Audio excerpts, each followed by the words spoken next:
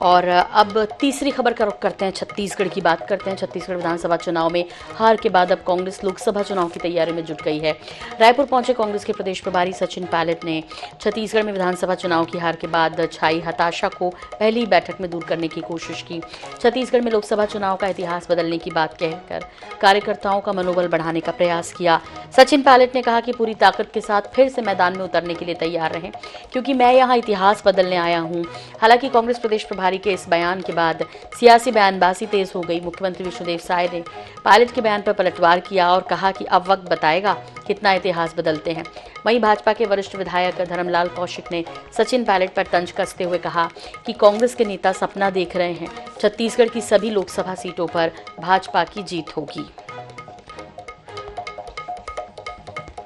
अरे हम यहाँ पर आए इतिहास बदलने के लिए आए हैं। अब देखिए तो वक्त बताएगा कितना इतिहास बदलते हैं। सपना देखते रहे। सचिन पायलट जिस प्रदेश से आते हैं, पिछली बार उनकी सरकार रही और उनका खाता नहीं खुला लोकसभा में। तो जो राजस्थान में लोकसभा में खाता नहीं खोल पाए, वो छत्तीसगढ़ में क्या खाता खोलने की बात करेंगे। तो अब आपको बता दें कि इतिहास बदलने के बयान पर अब सियासी जो बयानबाजी है उसका दौर जो है वो फिलहाल देखने मिल रहा है। धनंजय ठाकुर जी, प्रवक्ता कांग्रेस, हमारे साथ जुड़ गए हैं। उनका रुख करते हुए धनंजय जी आपसे समझना चाह रहे हैं, इतिहास कैसे बदलेंगे? विष्णुदेव साय कह रहे हैं ये तो वक्त बताएगा। देखिए, जिस प्रकार से छत्तीसगढ़ में लोकसभा के परिणाम छत्तीसगढ़ राज्य बनने के बाद आते रहे, स्वाभाविक सी बात है उन हर लोकसभा सीटों में कांग्रेस पार्टी 1 सीट या 2 सीट जीती है। और इस बार जिस प्रकार से 11 लोकसभा सीटों में कांग्रेस पार्टी ने जीत का लक्ष्य तय किया है और हमारे नए प्रभारी जी ने भी इतिहास बदलने की बात कही, तो निश्चित तौर पर हम 11 लोकसभा सीटों में जीत की और हम बात कर रहे हैं और ये इतिहास बदला जाएगा, ये शाश्वत सत्य है। क्योंकि जिस प्रकार से पूर्व सरकार कांग्रेस की छत्तीसगढ़ में रही है, उन्होंने जो कांग्रेस के जनता के वादे को पूरा किया है और 10 साल से नरेंद्र मोदी सरकार की जो नाकामी है, इन सबसे जनता हताश और परेशान है। तो हम जनता के बीच जाएंगे, जनता के बीच अपनी बात को रखेंगे और जनता का जो जनादेश है, जनता का जो मन है, तो निश्चित तौर पर कांग्रेस के प्रति रहेगा। हम इस 11 लोकसभा जीत कर हम इतिहास बदलेंगे और यही बात उन्होंने कहा है।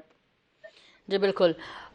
मुकेश शर्मा जी भी हमारे साथ जुड़ रहे हैं, बीजेपी प्रवक्ता भी। मुकेश जी आपसे समझना चाहेंगे, उन्होंने कहा कि देखिए हम एक नई शुरुआत कर रहे हैं, एक बार फिर से चुनाव मैदान में है और कहीं कोई हताशा नहीं है। इसकी कोशिश सचिन पायलट जी ने कल की भी अपने वक्तव्य से। तो बीजेपी को ऐसा क्यों लगता है कि विधानसभा चुनाव यदि उस तरह की उम्मीद पे खरे नहीं उतरे हैं तो लोकसभा चुनाव में भी ऐसा ही होगा? पूरे तरीके से अंतर कला से जुड़ी है।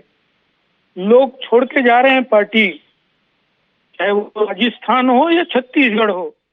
राजस्थान में भी थे पायलट जी, क्या हश्र हुआ राजस्थान का, वही कहानी राजस्थान में भी था। अंतर कला तो कहीं ना कहीं जहाँ इनके पार्टी के लोगों में प्रदेश हित से बड़ा इनका अपना महत्वाकांक्षा हो जाए, तो ऐसी स्थिति देखने में मिलती है। और मैं तो कहता हूँ आने वाले लोकसभा में 11 की 11 सीटें भारतीय जनता पार्टी को छत्तीसगढ़ की जनता देने इसकी लोकसभा में कोई गुंजाइश नहीं है। जी धनंजय जी, सुना आपने, मुकेश जी कह रहे हैं कि देखिए पिछली बार विधानसभा के नतीजे आपके पक्ष में आए, लेकिन लोकसभा के नतीजे तो बीजेपी के पक्ष में ही गए। और इस बार तो अब चूंकि विधानसभा में भी जीत मिली है तो कॉन्फिडेंस और भी बढ़ा हुआ है। दूसरी सबसे बड़ी बात, विधानसभा चुनाव हार के बाद जिस तरह की प्रतिक्रियाएं आई तमाम दिग्गजों की कांग्रेस छत्तीसगढ़ की तरफ से, उसके बाद बीजेपी को लगता है कि अंतरकलह ज्यादा बढ़ी है, खत्म नहीं हुई। देखिए सोनल जी, भारतीय जनता पार्टी को अपने दिन याद करने चाहिए जब उसके देश में क्या हालात थे। 2 लोकसभा सीट में सीमित रहे, आज सरकार में है ना, जनता का ही जनादेश है ना, जनता के समर्थन है ना। और उसी तरह ही कांग्रेस पार्टी 4 से 4 सीट में भी रही है, आज 54 सीट में भी है, तो जनता की जनादेश है, जनता का ही है। हम इस बात कर रहे हैं कि निश्चित तौर पर विधानसभा चुनाव में हमारी हार हुई है, पर हमारे वोट ऑफ परसेंटेज में किसी प्रकार का कोई फर्क नहीं पड़ा, आधा % का ही डाउन हुआ है।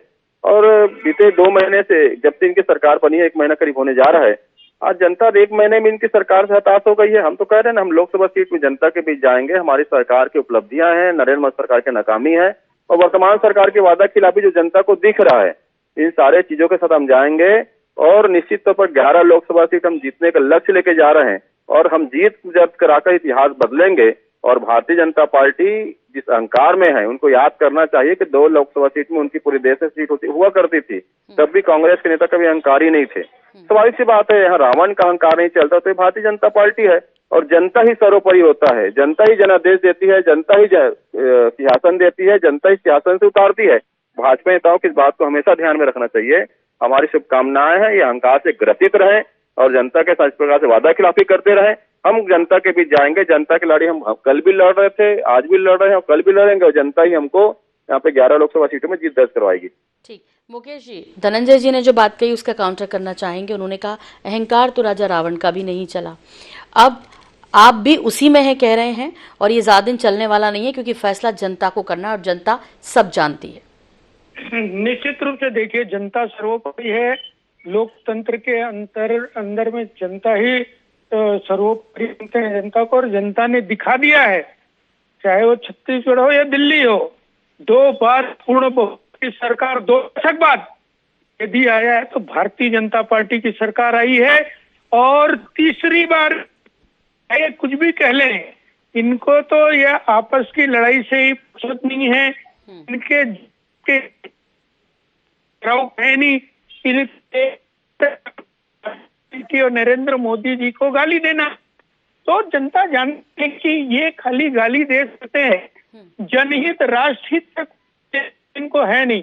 छत्तीसगढ़ के अंदर में 5, हालांकि जनता जब वोट करती तो वो ये नहीं देखती कि घर में क्या किसकी लड़ाई किससे चल रही है, वो देखती है कि किसने कितने वादे पूरे किए थे, किससे उम्मीद जाग रही है। जनता बहुत समझदार है। एक बार फिर से लोकसभा चुनाव सामने। बहुत धन्यवाद, बहुत शुक्रिया आप दोनों का।